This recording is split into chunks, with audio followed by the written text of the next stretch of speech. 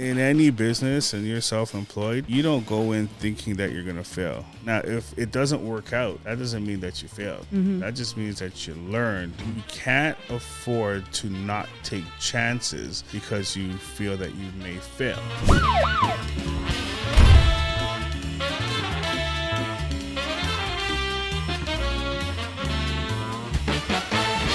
All right, this is Shawn Allen, president of the Scarborough Business Association, and you're listening to The Wealth Busters with Nada and Cody here on your favorite platform. If you want anything and all knowledge possible situation, you got to check these guys out.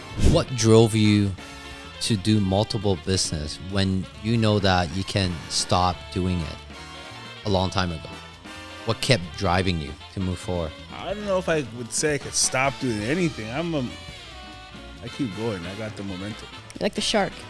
Keep going. Have to keep pushing. And for myself, I was doing mortgages for 21 years this year. As a mortgage broker, right? Yeah, I opened up Matrix in 2008. So this is our 15th year. And I was doing mortgages before that. So, once that was running, then I said, hey, I need to get clients. So I said, we put some effort into advertising. Yeah. Right? So we open up the advertising side. Is that your media company you were talking about that helping people do CDAP and all that? Exactly. Right. Yeah. So now we have that. Then after I was like, okay, well, when I started mortgages, I was working at a real estate office. And you guys would go hand in hand, right? Help out, refer each other clients. But the time that I was doing that, we're giving the clients, the real estate agents, clients that were pre-qualified, and they were so busy that they couldn't take the people out. So I was like, okay, well, I have to get my real estate license now, so I'll take them out, right? So now I'm the mortgage broker, the marketer, and the realtor. Yeah. When was that? How old were you at that point? This is like 2008, 2006. I'm 79, so I don't know, do the math, like 30 years old. 30 years old? Yeah. Okay. Right? Okay. So I'm 32, for listeners who doesn't know. I'm 32, turning 33. Nada's 26. Okay, she give it away the secret. We're the average, then we come to 30. Yeah, right. So at that time, you have a broker, mortgage broker license. You're a realtor. You also own a media company. Yeah, a small media company. Then I own a house too. At that time, I owned the house when I was 24, and that's what, 10,000 back then. No, I bought it for $190. Wow. Yeah, that's probably a luxury house. Morningside and Shepherd. Yeah, $190, and now I just sold one actually for just under $8. Wow, right? Crazy, eh? It's crazy. So now I had those 3 businesses, and then a lot of people in 2015, 16, 17 were having trouble getting mortgages. Why were they having trouble? Just the market dynamics was changing. 2017, Kathleen Wing came out with the stress test. Yeah. Right. So that kind of threw people in the loop. So then we said, okay, private lending company, right? Mm-hmm. So now that's the 4th company, right? So now it's like everything, all the companies go hand in hand. So the private lending company, a Matrix, it kind of was inspired because of the stress test ratio. It was and it wasn't. It's just we wanted to have more control over the situation. Mm-hmm. You want to have a more integrated business. Yeah. Right? Because your mortgage broker's original business, is it called Matrix as well, or is it? No, the mortgage brokerage is Matrix Mortgage Global. The mortgage administration is called CAPL, CAPL, Canadian Administration of Private Lending. Okay. Right, so we have a handful of investors in that, and it's been working pretty good. Yeah. Right?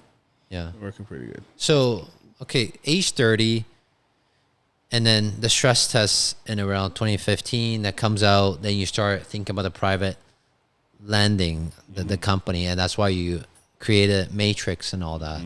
Right? Do you still have your license? Realtor license? You still have it? Yeah. You still keep it? Oh, I'm the broker of record. Oh, okay. You're a broker of record on that. How big is your team on that side now? Right now we're 62 agents. Amazing. Yeah, we went from 30 when we started to 100 and change in the peak, and then now COVID, people fall off, 80-20 rule, all that stuff. Now we're at 62, clean, running Clean. efficient, Yeah. Nice. right? Yeah. So it's pretty good. And how big is your mortgage broker side? Of That's the business? brokerage side. And then the real estate side is 5 of us. Oh, 5 And of then you. the administration side is 3. Nice. Got Very it. clean. Very clean. Very, very okay. clean. Very, very So clean. it's 2008, and you have a media company. I'm gonna just stick to that one for 1 second, just because Yeah. I have my marketing business, likewise marketing. Plug. Plug. But one thing I want to pick your brain about is you started one in 2008, and usually a lot of people even tell me this is like that's the top line to go during a recession or whenever Yeah. the economy goes down. Like, what kind of drove you to opening a marketing company at that time? Well, the thing is, in 2008, I didn't know what a recession was, right? I'm like, what is this? I don't know. I create my own economy. I don't worry what's Love happening it. outside. You know Yeah. what I'm saying? Like, I know that if I need to convert, I'm going to convert regardless if it's an up market, down market, left, right. You know, a little tidbit. I got 5 kids, 1 grandkid. You know what I Amazing. mean? And all my kids own a home. You know what I mean? So it's like I have to make sure that I put the foundation there for that. So I'll 100%. sacrifice myself over that. You know what I'm saying? So you have to just create your own economy. So regardless what the market is, you got to keep pushing. That's why you have to stay diversified. Because if one thing is 100%. not working, because a lot of people that are in mortgages right now, they're struggling, right? The 40%, 50% down. Yeah. It's hard. You know what I mean? It's hard for people. So, you know, we got to push through, and you got to find other angles on how to make things work. Yeah. So, like, I know you're the master at this because you started doing it in 2008. And like you said, I know a lot of mortgage broker are struggling, but the ones that are struggling is because they are one-trick pony. Yeah. They're trying to help out the first-time home buyer or relying on someone else Realtors. giving them Yeah. referral. But when the real estate market slows down, the realtor slows down, so there's no referral. Yeah.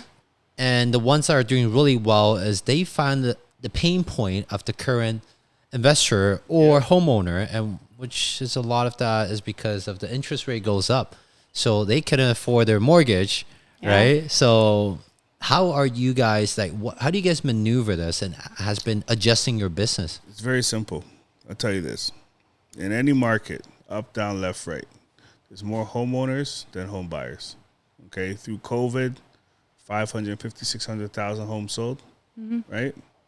There's still 9 million homeowners, 6 million of them own a mortgage. So why am I going to go fight for 600,000 when I could do it 6 million? You mean the buyer side is 600,000, Yeah. but then there's 6 million homes. 9 million home owners Yeah. with 6 million of them having a mortgage.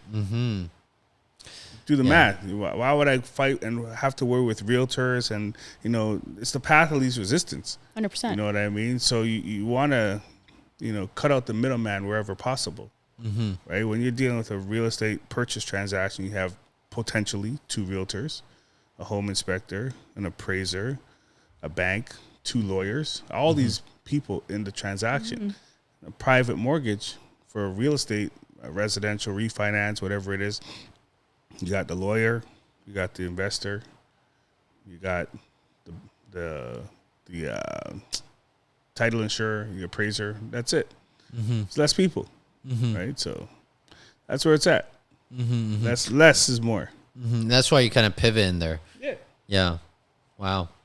It's good though, because you do the traditional mortgage like the A lender, B lender, but then with the stress test or with a lot of other, interest rate hike, then a lot of people won't qualify on the A side or even the B side, and they might come to your Well, they're not qualified now, right? So, and this is coming back to the whole stress test. So right now, I'll give you the stats on this.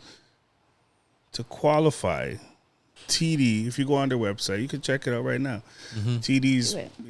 3-year, I think is 679 as of today. Yeah. Today's September 29th, Yeah. right? Yep. That's an open rate. So that's a 3-year rate, Yeah. right? So 3-year closed, 3-year fixed. yeah, 3-year fix. So to wow. qualify, That's a post rate though. You That's know, the you post could rate. get a bit better. you get a yeah. discount. Let's say you get a discount at 6 0.25, yeah. 0.25. Let's say 6. Yeah. Okay. Let's call it 6. All right.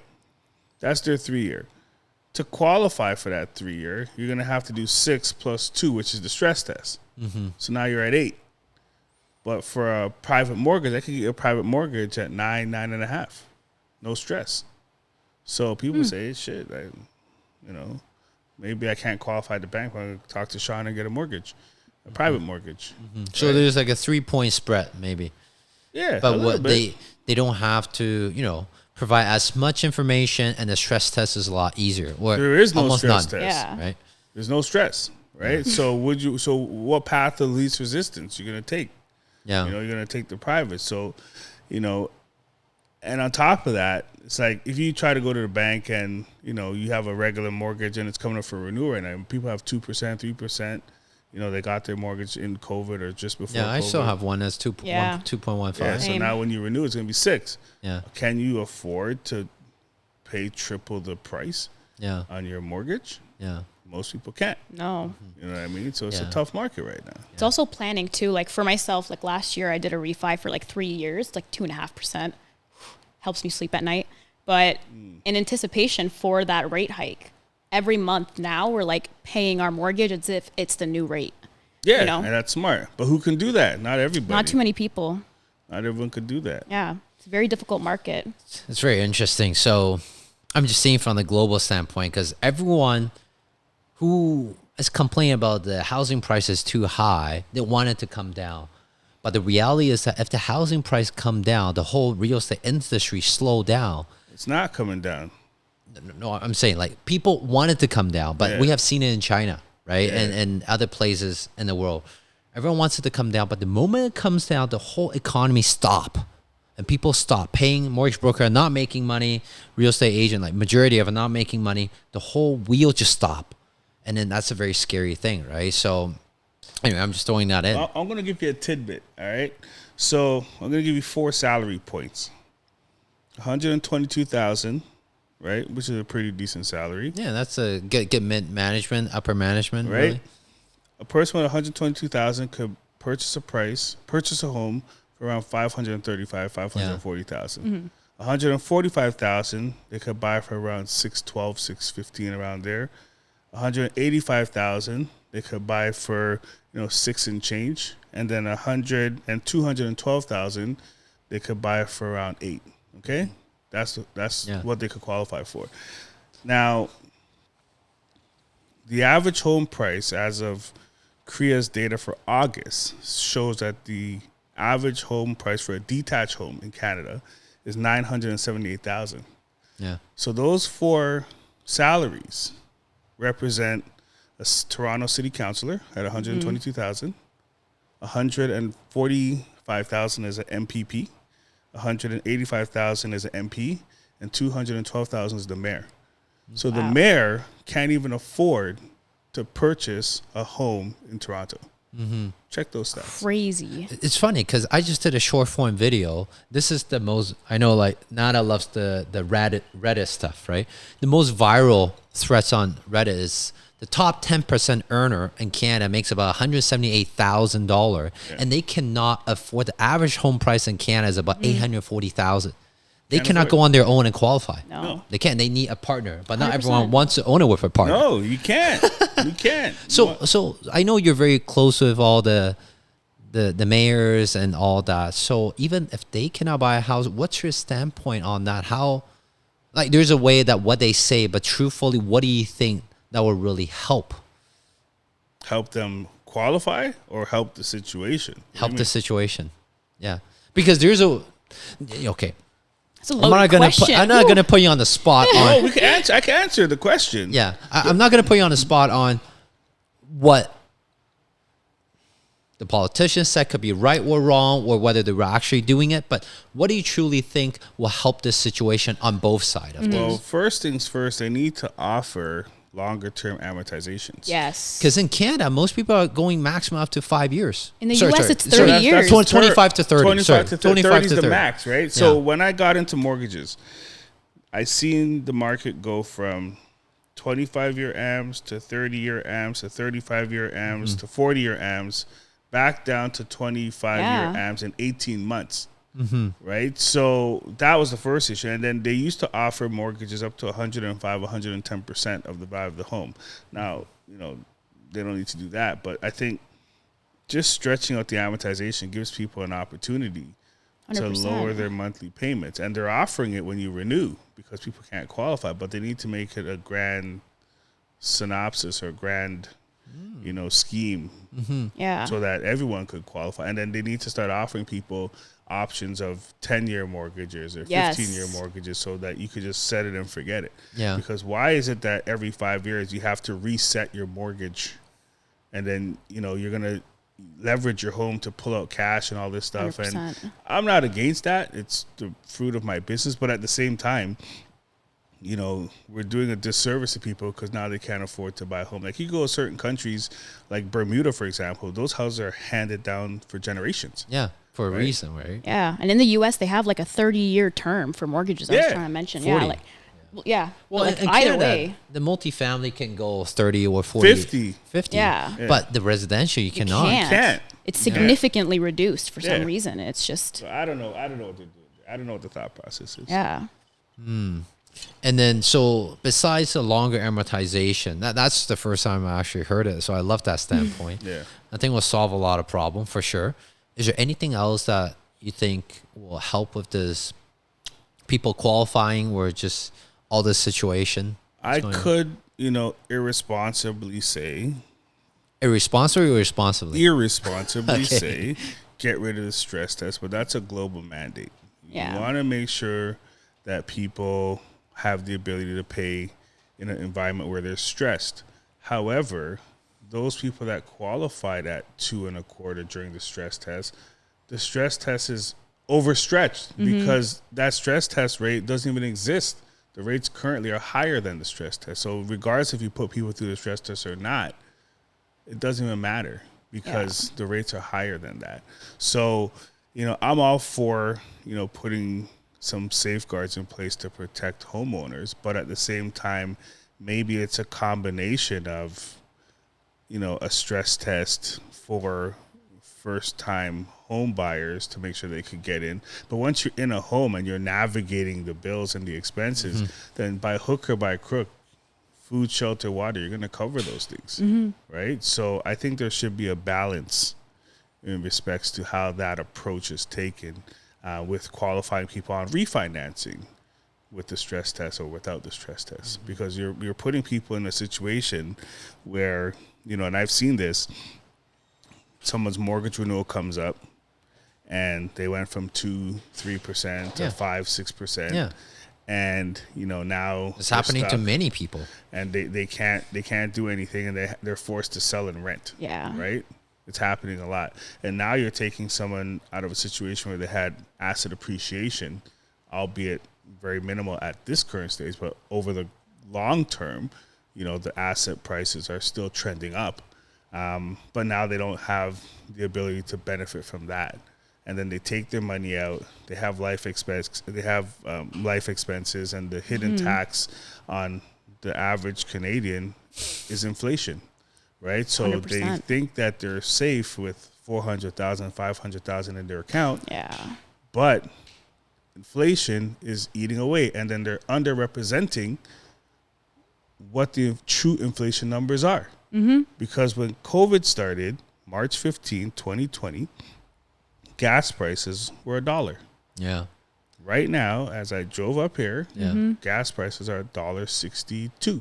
Yeah. That's a 62% increase. At one point, it's over $2, right? It was. It's a 62% increase from March 15, 2020 to today. Yeah. Crazy, Whose eh? income has increased 62%. Yeah. And gas is not even factored in to the CPI. Yeah. So when they say that inflation is coming down and now inflation is apparently going back up, it was never really down. It's just that they change the mechanism for how they calculate it. Yeah. How does measure? And then That's you look at minimum wage. I think they're raising it to like $16.55 on October 1st. Like It's not enough. It's not enough at all. Like that's, if one person is working full-time hours and is doing minimum wage, they will never afford a home in years. Like it's going to take a long time. They might have to get roommates or, buy with somebody else, but it's not a reality anymore. Well, I think the new reality is that people are going to have to start buying properties as a collective. Yes. There's some communities that, treasure that thought process and some that don't. But I think more and more people are going to start looking at the concept, whether it's as a family or as a real estate collective or as, a government-led strategy to put people in homes that you buy on a fractional ownership structure where you have, maybe instead of buying a whole house, Someone pitched me that idea buy a room. years ago. You know what I mean? Yeah. Because right now, and this ties into, I don't know if you want to talk about that now or later, affordable housing. You know what I mean? Go for it, man. Yeah. We could talk about that because affordable But housing. before we move on, I want to touch on that idea because a lady pitched me that idea years ago about exactly that co-owning, co-habitat. Basically, she wants to build a website that have like-minded people that's going to go co-own a house together, share the same title. Like I think it was, what's that word called? There's two types, like joint tenancy and tenancy in common. Tenancy in common. So that would be a tenancy in common because they're not really related. They're not husband and wife and all that. So they basically have a platform that allow people to have tenancy in common, right? So, but I think the lady never took it off, maybe because of a lot of regulation, or maybe didn't know how to scale it. But now we're coming back to the same conversation, and she was right. So if you're listening to it, you were right about that. But execution is the key, though. Yeah, I don't know. I don't know. I think some policy would have to be implemented to alleviate some of the, I guess, red tape in regards to how tenancies are severed. Yeah, 100%.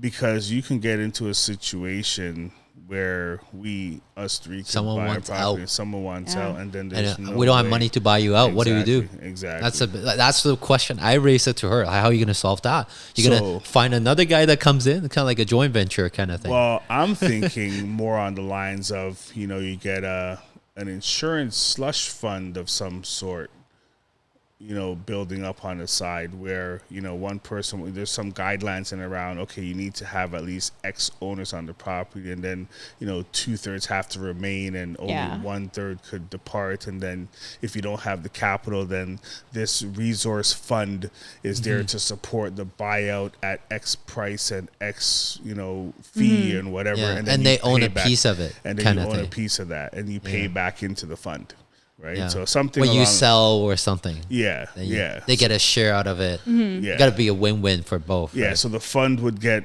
a portion of your share or something along those Oh, lines. you get my brain going now, Sean. See, You got my brain going. I think outside the box, Yeah, right? yeah. Maybe that could be a next business.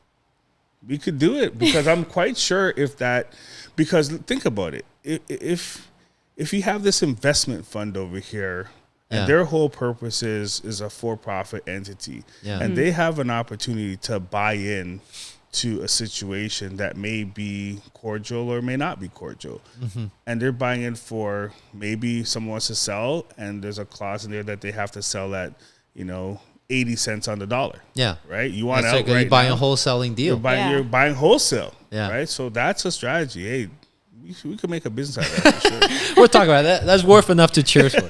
Hey, don't leave me out of this one. I'm joining that. Yeah, that's actually a really interesting idea. That's $1 billion business. Yeah. That's Maybe we're not scalable. going to air this episode. That's called We're just gonna hold it to ourselves. that's called cash up my equity now. Yeah. Now, because a lot of time, a business we build, we solve a problem, then we create another problem, and now we create another business to solve the next problem. Yeah. And that just continue to go on. Yeah. And after that, there's probably another problem after that. Yeah. Right. And then but again, we're playing a long shot there. I But think. that's the role of entrepreneurs, to solve problems. Yeah. Yeah, we keep solving the next one. The next Yeah. one, we know what the next one is, then we solve it. But then I think that, and I think we can take a segue into kind of your influence on I have good connection with a lot of high influential people, right? So That's why I think it's worth for you to talk about all this concept, all this policy haven't gone in, and you might have to pull to make it happen, right? So I know you have like a mayor's lunch event coming up. Is that happening every year? Yeah, so the mayor's lunch is a product owned by the Scarborough Business Association. They've been running it now for 6 years. 2 of those years were in COVID, so they're held virtually. And I am the newly elected president of the Scarborough Business Association. Wow, congrats. Nice. Thank you. So now I'm, I guess, tasked with my lovely board of directors with the task of putting on this event. It's a very prestigious event. We've got it to, 300, 400 people in its peak. Wow. But now I want to get it to 15, maybe 2,000 people, right? And I think we can do it, and I think it's very important. We just came off of, the mayor's debate, in I believe it was April or May. So we had good feedback from that and brought a lot of community organizations together to support that issue. And I think the mayor's lunch would be another, chief cornerstone in the building blocks of, building a strong community. 100%. So the event you were talking about is the Toronto Business Summit, right? Is that the one you're wearing the hat? No, the Toronto Business Summit is a separate initiative. So okay, so this one is the one that's called the Scarborough Mayor lunch. The mayor's lunch. So Mayor's the mayor's lunch, lunch. right? So the mayor's lunch is circled around. Previously, we started with John Tory coming to Scarborough to talk about local issues to Scarborough, because a lot of times, people in Scarborough felt that their issues were not being heard in the grand scheme of the Toronto landscape. So in came the mayor's lunch, and we brought John Tory up to talk about those issues. And now with his departure, the tradition continues with Mayor Chow, and just bringing out, and I don't want to make it seem like it's Scarborough only, but it's Scarborough focused. But they talk about Toronto issues as a whole, because Scarborough is technically still a part of Toronto. So, we expand the conversation beyond Scarborough, but Scarborough's the focus, because there's a lot of issues with regards to development, loss of, employment lands, transits as a major topic in Scarborough, because there's officially no subway line in Scarborough. So There's an extension to it. It's done. They closed down line 3, right? So South. That's it. So that's it. So the only stop we really have is Kennedy and Warden and Victoria Park, and then you're done. Right. Yeah. So for a place that has, almost 700,000, maybe 800,000 people, to not have transportation is it's very demoralizing for some, because it takes a lot of time to get around. Right. So, Wow, that's amazing. So you guys are bridging that disconnect between the community and the policymakers, basically. Yeah. That's awesome. Why most of your stuff is evolving around Scarborough? I was born in Scarborough. You're born in Scarborough. Okay. Raised in Scarborough. My My head office is in Scarborough. Okay. I live in Scarborough, so I am. You are Scarborough. Scarborough. You're like Drake represent B-Town. You represent Scarborough. Whoa. Whoa. Drake, his whole rep sub team is from Scarborough too. So they put Drake Wherever where they he want. is. Drake is Scarborough adjacent. Yes. He's Scarborough adjacent. You have to put it on the record. Yes. Scarborough has his back. Scarborough has his back. Got it. His whole security details from Scarborough. Yeah. What does that Justin mean? Bieber too. No one's messing with the Scarborough. His whole security, his head security people are from Scarborough. No one's messing with them anytime soon. That's it. It's very interesting, right? Like Scarborough used to be, like kind of like the lower price point of like the properties, right? Yep. A lot of blue collar workers, people work hard, represent. Like even nowadays, like if you guys are listening to this, you guys are from Toronto area, go to the Costco in Scarborough. You guys will know what Scarborough is about. Yeah. I've been there once and I'm like, holy cow, represent. You guys been there, done that, know what I mean by that. But If you know, you know. yeah, if you know, you know. It's a very different crowd, right? People are like eager and they work hard and They represent Scarborough hard. Yeah. Scarborough has its own brand. yeah.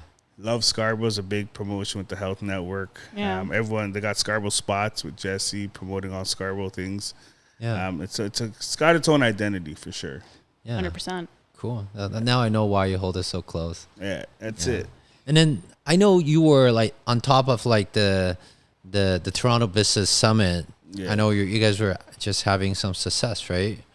Yes. Tell us more about that. What's Yeah. that hat you're wearing for the So, longest time? The Toronto Business Summit was a idea that came out of a necessity to bridge the gap between students, business, community, and government. Students coming into Scarborough and across Toronto, especially foreign students, they didn't know how to open a bank account. Yeah. They Yeah. are intimidated when looking for employment. There's a lot of gaps there that, we had to bring the business community to the students. Businesses were suffering through COVID and coming out of COVID, not knowing, what resources were there to support them. Yeah. Accounting and advertising are the two number two things that businesses need to survive. If one of What's those the are first missing, one? Accounting, Accounting was the second one. advertising, right? 100%. Without that, you don't have a business because you could have the best product. No one knows about it. No one knows about it. Yeah. That's your advertising. And then you might be selling the best product, but if you can't maintain the account of your inventory. No cash flow, then you're Yeah. screwed. No, seriously, your financial health is your important. Financial health is important, right? Yeah. So those are the number one and number two. So, there's a lot of small businesses that, they still keep track of things on paper if they do at all, or, Yeah. they pay cash, right? So, just for an example, like, there's a lot of transit construction projects across the city, and there's funding available for businesses that have demonstrated a financial loss. But if you can't demonstrate a financial loss, Yep. you can't benefit from Yeah. the programs that are out there. And this is kind of how this whole thing came about, is providing the ability to support these businesses to, get them on track with their accounting, get them on track with, all of those things that are necessary to bring them, to the level where they can go to the bank and get financing. Yeah. They can get grants and loans and things like that. So this is why the Toronto Business Summit was put in place, was to provide a centralized resource for solutions for not only businesses but students as well. There's a lot of student entrepreneurs. There's grants for students as well. Like, there's a grant right now if you're between the age of 15 and 29. Oh, There's a man, I just 3,000 passed that. Yeah, there's $3,000 grant if you have a business. Oh, $3,000 she got you it. can get for your business to put your business. You gotta look it in, man. Right? I'm Yes, a definitely going lunch for to. Yeah, that's not a big thing, but Hey. it could help. 100%. You maybe could buy a new tablet, maybe you could get a new iPhone, and now the ecosystem works better. And now with that, you have the tools necessary to put you to another level that would. You'd be maybe get you surprised how another- much 3,000 can give you. Like, when I started my first business in first year, I used my existing laptop. I got my camera as a birthday gift from my fiance, back then girlfriend. I bought a microphone off Amazon for $100. Yeah, That was my first year, and I hit multiple six figure. there you go. Right, so Yeah. $3,000. So there's a grant for that, right? Yeah, And- that was my startup fee. Yeah, people don't know. There's money out there to support people, and I wanted to, showcase that. So what we did was we brought in BDC, we brought in economic development for the city of Toronto.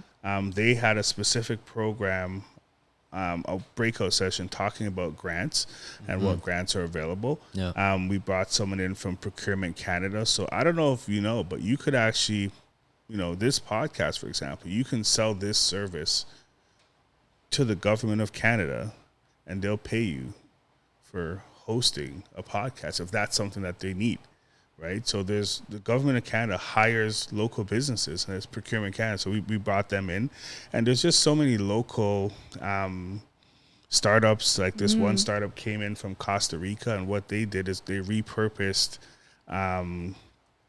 airline seats from, I think it was Southwest, and they made that into shoes and bags and luggage. Wow. Right? So there's a lot of innovative stuff out there, and there's programs out there to support that, right? So I wanted the Toronto Business Summit to represent all things business in Toronto at a very high level, but not at a unapproachable level where you sometimes go to conferences and they're stuffy, it's all suits and ties, and the technology or the terminology discussed is, it's not engaging to young people, right? So we had a lot of students we had about 51 booths, and 10 of them were students from UTSC, but we had other booths where there was alumni from UTSC that were there that had showcased their businesses as well. And then we had other local businesses from all across the city come out and support. So that's kind of the foundation. And this was our first year. We had over 2,000 people attend. We had deputy Did they have mayor. to pay anything for it? No, it was absolutely free, right? And Wow. you can't Just charge. show up. Just show up. And most of my stuff is free, right? Because the benefit is for the business owners to get a booth, right? So they're paying to have access to 2,000 people. Yeah, Right? they're That's paying what- for a booth. I remember you talking to me Yeah. about that. What, $500 per booth? It right? was $650, and that $650, included it was a 3-day event, $650, and that included access to the VIP reception. And the VIP reception, we had a lot of diplomats there, as well as local city councilors. So the deputy mayor was there, a bunch of local politicians were there. We had the Councillor General from Nepal, the Councillor General from Indonesia, the official leader of the opposition from the Republic of Guyana. We had Barbados Tourism, all in attendance, right? The event was so high profile, the VIP portion, that the RCMP came to do a sweep of the venue before we had the VIP. Yeah, because just of clearance, just, right? Just for Yeah. clearance, right? Yeah. That was the first time I've ever experienced something of that level. And I was like, okay, wow, we're going places now, right? So, and it went off without a hitch. The following day was the conference and trade show, with the breakout sessions, and then the final day we did a yacht networking event. So just 30 people on the yacht. Yeah. And Was then that part of the VIP package? That was part of the Yeah. VIP package. Yeah. And then what I did was I gave people a treat. I took them out on the water, and then we went back to Rebel or Cabana, and then Yeah. there was a concert with Maya, Yeah. and then we went back on the water, and then we came back. So it was good. That's Yeah. amazing. And then when does that happen every year? Next one, September 13th, 2024. So Note if you that have down. a A year from business, now. Yeah. you have a business, that's something you should You want to be get exposure to Scarborough people? Well, not Okay. only Scarborough. Not We had just people Scarborough. from all over. Yeah. We had people Yeah. from Brampton. We had people That's from called Guelph, Toronto Business Summit Toronto. for a So reason. it's just in Scarborough, but Yeah. it's just Toronto focus, and it's GTA. So it's very good, man. Yeah. Thanks for sharing that. And just a shameless plug on my side is that if you want to attend the Toronto Business Summit, for sure, go for that. To expose your business. But if you're someone who's running a business, owns some real estate, you have some cash flow issue, you want to fill in the real estate hole, or you just want a consistent cash flow, we are running a boot camp, Said and Done Strategy Boot Camp, hosted by myself and my team. The strategy's been backed by TD Bank for multiple years, and we're running that 2-day boot camp. I'll teach you all about it. It's relatively cheaper than setting up a booth. So contact me on social media, message me, and my team will get you more information. And let's get right back into the podcast. Perfect. Yeah. So, other than the Toronto Business Summit, other than the real estate broker side, other than the mortgage broker side, other than the mayor's lunch, do we talk about the diversity job fair? Have we talked about that? No, and this is something that's important too because it ties into the business summit. It ties in to another initiative that we're doing, which is the Affordable Housing Summit. So, I'm still putting the framework together for that. I was talking to one of my counterparts today. The month that we want to have that in is May for the diversity job fair. But in addition to that, we want to host the Affordable Housing Summit in May as well. Nice. So what is that going to be about? Like affordable housing, I might be assuming something, but I don't want to assume anything. So what is that about? Well, I think the first thing to do is identify or define what affordable is. Well, I mean, hey, the top 10% of the income earners cannot qualify for average house. So I guess we all need affordable housing. That's technically true. Yeah. Right? So it's hard to say what's affordable from what's not affordable based on what vantage point you're at, Yeah. right? So, one of the things that we're looking at is, modular homes. I'm supposed to fly out to Sudbury next week to look at a modular home manufacturer that's building micro units that, you could, they have wheels, so you could take them and put them on a land and, connect them. And then they're self-sustaining. There's off-grid models as well, and those are like 120, 150,000. Yeah, for season. Slap on grade, just put it right on top. Exactly. It's kind of like what Elon Musk is backing on that affordable housing, right? 50K boxes, 500 square feet that he's living in, right? Do you know what's 500 square feet's amazing because these guys are trying to push 125K for, I think, 300. Oh, 300, wow. yeah. Right. So I forgot what's the company, a box cell or something. I think Hollywood can look it up, but yeah, it's 500 square feet, $50,000. I could live in 500 they just fold it in so it's easy to transport because that was the hardest part for a modular home was transportation. Yeah. Right. So they can fold it in and they just fold it up and supposed to be a zero consumption, so like solar and all that good stuff, right? I could live in 500 square feet. Yeah. I think I live in 500 square feet now because when I go home, I'm just in my bedroom. Yeah. On my patio, my back. My house is a 5-level backsplit, old school style house. Yeah. And I got my bedroom, I got my backyard, which is an extension of my bedroom, and I got my pool. Yeah. And that's it. That's my space. Yeah. That's your man cave. That's my wife's oasis. My man cave's in the garage, but my daughter took that over now. But 500 square feet, I could live in that. Yeah, right? I think I could. I think that's more than enough space. But if you have a family of 3, 4, I may be overreaching, but it may not be enough. Yeah, right. So it depends on what your situation is. But for a single person, a couple, that might be affordable to them.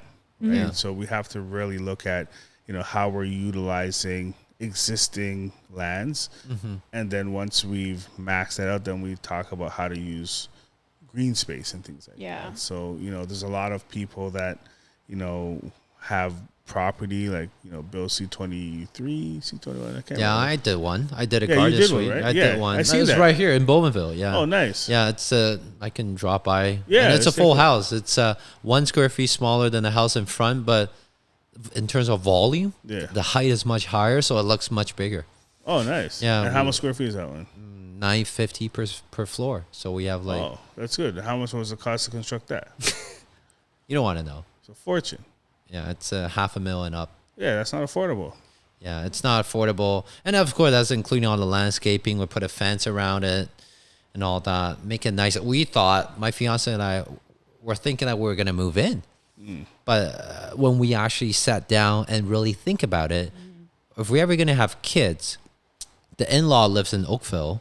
My mom lives in Toronto. So I've been told that, Cody, you really need the support of the family if you're going to have kids, right? It will be nice if someone's living 10 minutes away from you. Yeah. So we think about Bowmanville and think about Toronto. How far is the drive for you?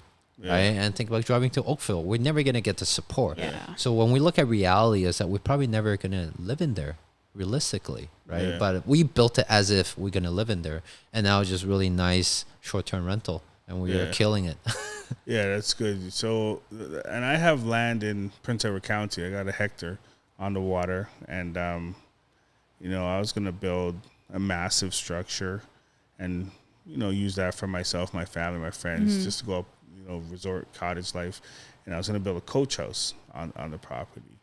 But then the coach house looked so perfect. I was like, maybe I just live in the coach house and just rent the whole house out. Yeah. And I can make. There's a lot of people killing. doing that. I mean, Yeah, I don't Yeah. like. I'm at a point right now. I did simplify, right? I did it all. Like Yeah. I've done a lot, and I'm quite sure that there's other people that have done more. But I think for me, where I'm at, and I think we talked about this in Vancouver and in Montreal when we had that Synergy conference. Oh, the cigar lounge where where we're talking about it? Yeah, I can't remember. Yeah. I can't remember. But like, when is it Enough. My couple counseling therapist asked me that question, and I couldn't answer it. That was a question that I couldn't think about on the way home. Is that what is enough? Yeah. At that time, that was a more private conversation. He was asking me like, what is enough for you to feel like it's enough to be secure enough to give your fiance something, become a fiance, right? So that was one of the tough questions he asked me. Yeah. And a lot of people don't know the answer to that. Do you have the answer for that? I still haven't had an answer. I can tell for you it. this. I'm at a point right now that my children are secure, Yeah. right? I would like What's to, secure for them? One house. They one all house. each own a house. They all have a house, Okay, good. right? They're secure in that respects. I would like to have it so that I could dig down one more generation, so that my children's children. And how are you going to do that? Well, this is where they have to contribute. Yeah. Right, to that. Right, I did my part because I didn't have Yeah. anyone offer me a house. Yeah. You know what I mean? So Yeah, I didn't have that either. I work it out. Yeah, Yeah. right. So probably all of us in this room are like Yeah. that, right? But at the end of the day, you have to know when to sit back and Yeah. enjoy, Yeah. Yeah. right? Yeah. I don't want to be a developer building properties, and It's a lot of stress too, eh? it's a lot of pressure. I don't want to do that. And yeah, you're gonna get a good reward, but It's the like for people who doesn't know, real estate development is the highest profit margin you can get if you can pull it off. It might take the longest, the most stress, but there are people who are doing well with it, and there are very wealthy people if you can pull it off, Yeah. right? But it's not for a light-hearted or just beginners to go Yeah. right into that. Yeah. Because there's a lot of strings you need to work with, Yeah. a lot of regulations, policies change, and things change, right? And I don't want to deal with that. I'd rather be, and this is the way I look at it. I don't see banks developing. I see banks lending, Oh, banks is bank, right? right? So I want to do what the bank is doing. Just give me my percentage and leave me alone, Yeah. right? Whether it's 1%, 2%, 0.5%, I'll adjust my lifestyle to cater to the influx of Yeah. my percentage, and I don't need to stress, and I'll enjoy your fruits of your labor with the money that I made helping you build it. That's the way I look at it. Right? You're kind of at a stage where you're a little bit over the sweat equity. You're kind of harvesting and really landing out your money, let the money work for you at this stage, right? You're not so much of pushing for more, taking much more risk just to 2x, 3x, or 10x it. Yeah. You're like, you know what? I'm at the maintenance stage. Yeah. I know my risk. I know what I'm good at. I'm just going to lend my money out and ride with it. Yeah. As long as I still make more than what I spend, beat the inflation, all that, you're cool with it, right? Yeah. Is that where you're at? Very simple like that. Yeah, and then you're trying to do all these Toronto Business Summit. Yeah, that's more the satisfactory part of it. Yeah. Because it's like now I'm helping another business grow, and then I'll get consulting from that. Right. So I'm cool with that. Yeah. It's like a passion project. Yeah. If I could help you grow, then I'm gonna grow too with your success, right? You're gonna come back to me for some consulting. Maybe you come back to me for a loan. There's always reciprocity. Yeah. So that's another thing, right? If you guys are thinking about, I only gonna wait, I'm gonna start giving back once I made it. Why don't you start thinking about giving back while you're trying to make it, right? Or while on your way to financial freedom, or on your way to, Shawn Allen's stage. And guess what? When you start doing great things, giving back to the community, it will actually help your business grow a lot faster as well, because people want to associate. If they can make a decision of giving 2 people money, they'd rather give the people the money that they like, trust, and give it back to the community, right? So you are 100%. definitely on the right path for that. Yeah. So it's actually really smart, and you get a really good reputation too. And of course, you got to have a good heart, right? Then, you spend time and money on that. A lot of time in the beginning, you got to outlay money that you might not get back, right? Yeah. And you got to have the financial backing for that.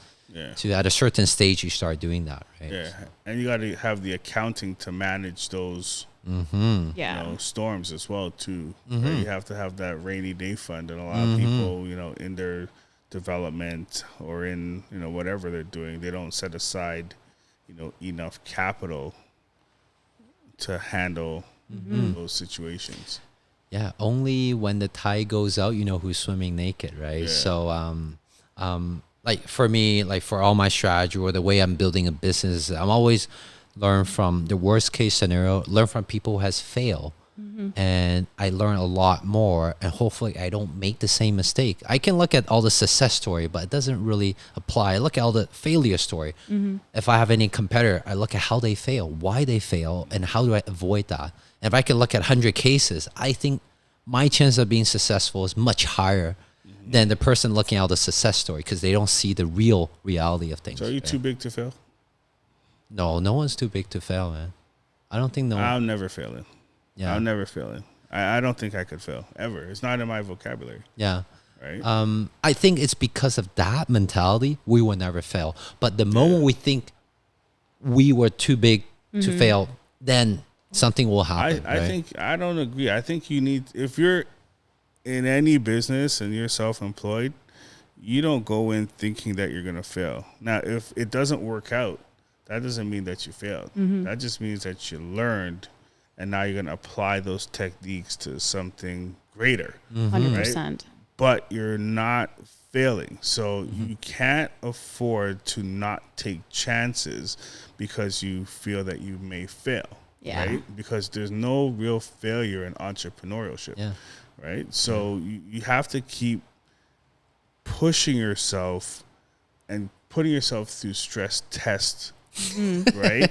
In life to really expand your horizon. 100%. I'm a firm believer in that. No, I agree with that. The way that I see failure is like, that's a permanent thing. But if you keep going, it doesn't exist. It doesn't The minute exist. you fail is when you stop trying. Yeah. If you don't quit, No, don't fail. seriously, it's Right? failure is a permanent thing. It means you stop trying. But Stop if you're trying. still learning and you're seeing all those lessons as lessons and you're learning from them, you're not failing ever. Yeah. You're becoming better and better. Every time, right? Yeah. So the only true people that get anywhere is people that learned a lot of lessons. Yeah.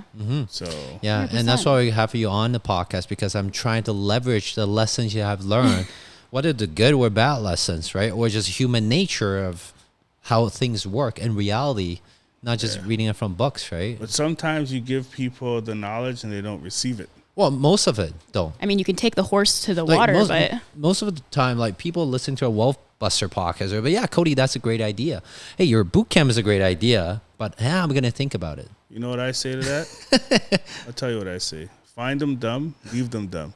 Because you try to go and help these people, right? You try to go help these people, and then they come with their questions and innuendo, and then they come and try to poison the pot where you have other people in your team that are believing in what you're doing, and then they come in and say, oh, Cody, I don't know if this makes sense, and they don't come to you with it, and now you just put some poison into the soup.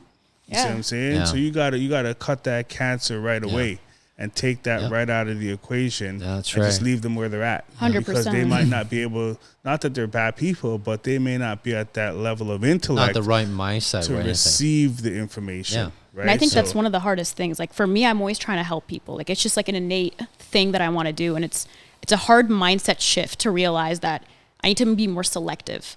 I need to 100%. I need to pick and choose between what I'm going to put my energy in, because I don't want to just spend an hour convincing someone to change. I want to deal with the person who understands they need to change and they're asking, how do I do this? Yeah, and it took me a long time to get to that point because I was just like, I got this business, this mortgage business. It's making great money. You could quit your job, come work with me. I'll train you. I'll teach you. And then people come, they quit, they come work with me, and then they leave to be my competition. Yeah. Right? Yeah. So I figure, like, you know what? If I never even brought you to that point, then I could have just left you. You know what I mean? But I was trying to, you know, be that caring, nurturing person. But now I'm at a point that I don't even want to do that anymore. Right? I'd rather just focus on the people that are buying into my system, the people that are loyal to the system that has been there for years. Less people, more money, right? So I think that's kind of the mentality you have to have. Yeah. Well, cheers to the sweet spot, and cheers to you can only help the people who's ready to be helped. Cheers. Okay, cheers to that. Cheers. No, I love that.